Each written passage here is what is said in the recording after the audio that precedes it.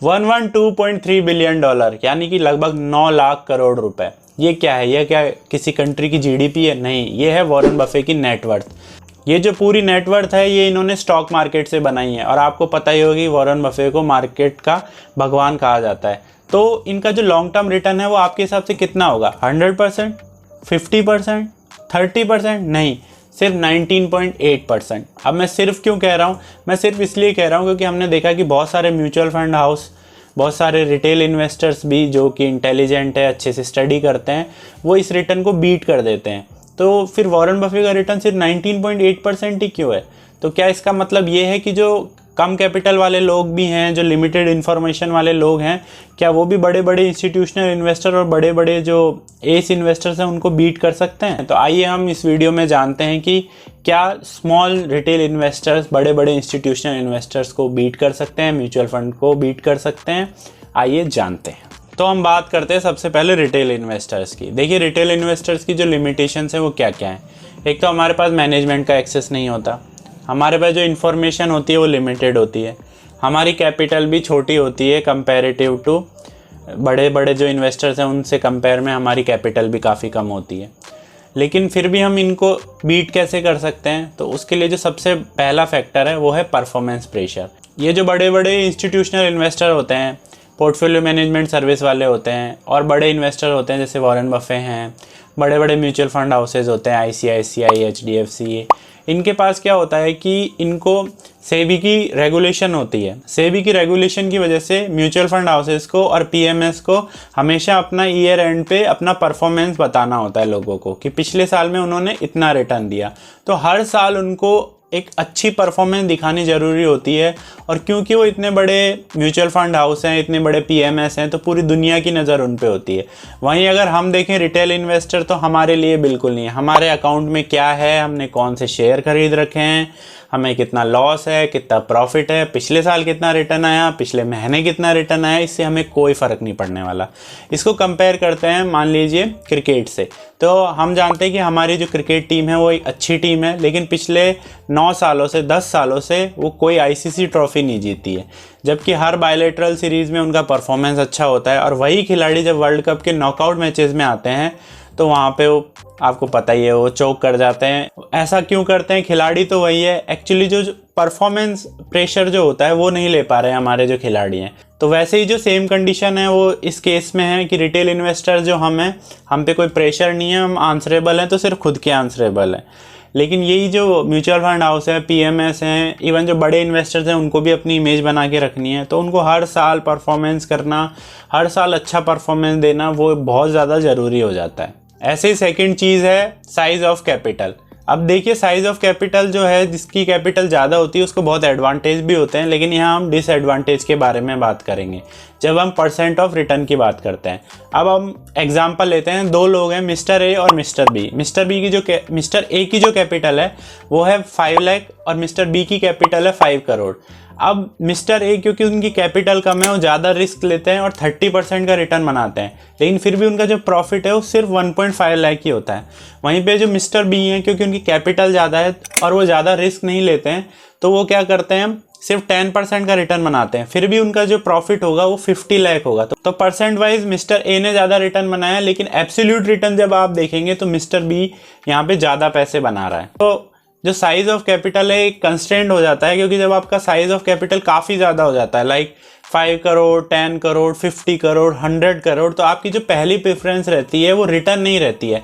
आपकी पहली प्रेफरेंस रहती है कि आप अपने कैपिटल प्रिजर्व करें, क्योंकि आपका कैपिटल बहुत बड़ा हो चुका है। तो एक लेवल के बाद जाने पे आप % ऑफ रिटर्न की बजाय पहले कैपिटल प्रिजर्वेशन पे ध्यान देते हैं।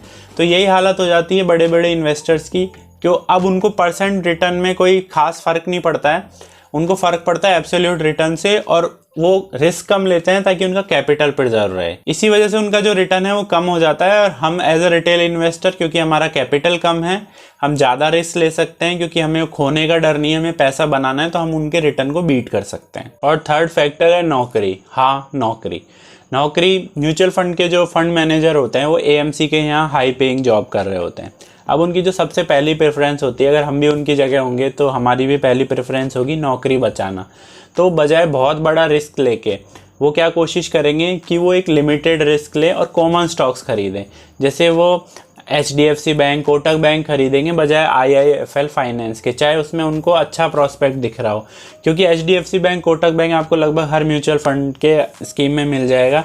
तो अगर वो डूबता भी है तो सबको गालियाँ पड़ने वाली हैं, वो जो एक पर्टिकुलर फंड मैनेजर है वो हाईलाइट नहीं होने वाला है। तो वो अपनी नौकरी बचाने के लिए एक एवरेज रिटर्न को ज़्यादा कंसीडर करेगा, क्योंकि उसको कोई अगर अच्छा रिटर्न आता है तो ठीक है, थोड़ी बहुत स्पीड से अच्छे उससे उसका AUM भी बढ़ता है। लेकिन अगर रिटर्न ख़राब आता है, एक भी स्टॉक जिसमें ठीक ठाक सी एलोकेशन थी वो डूब जाता है, तो नाम ज़्यादा ख़राब होता है।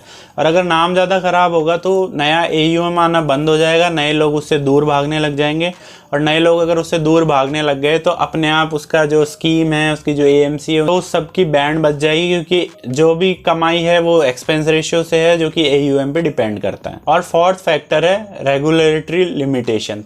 देखिए, जो म्यूचुअल फंड हाउस है और जो PMS है वो SEBI द्वारा रेगुलेट होती है, तो इसमें बहुत सारी उनके लिमिटेशन होती है। जैसे कि देखिए, मेन जो 3 कैटेगरी के स्टॉक्स होते हैं, लार्ज कैप, मिड कैप और स्मॉल कैप। लार्ज कैप वो होते हैं जो 1 से लेके 100 तक जिनका मार्केट कैप होता है, टॉप 100 कंपनीज इंडिया की।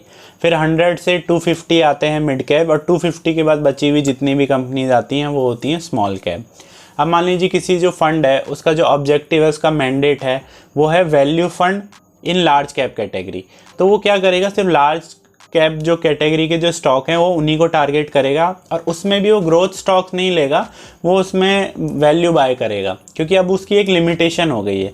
तो जो रिटर्न जो एक्स्ट्रा वो अल्फा जनरेट कर सकता है वो नहीं कर पाएगा। मान लीजिए उसका जो मैंडेट है वो मिड कैप है, तो मिड कैप में जाएगा, वो लार्ज कैप में इतना नहीं जा सकता।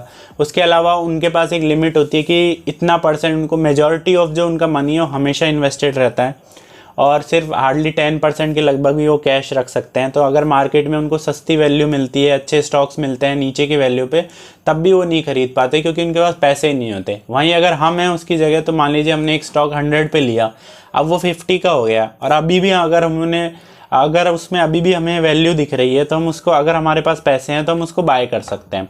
ये लिमिटेशन म्यूचुअल फंड में नहीं होती। उसके अलावा आपको पता है जो ह्यूमन बिहेवियर है, उसको कितना भी बता लीजिए कि जब स्टॉक मार्केट नीचे गिरे तो ज़्यादा इन्वेस्ट करना चाहिए, लेकिन जैसे ही पोर्टफोलियो में रेड कलर दिखता है तो लोग वहाँ से दूर भागते हैं।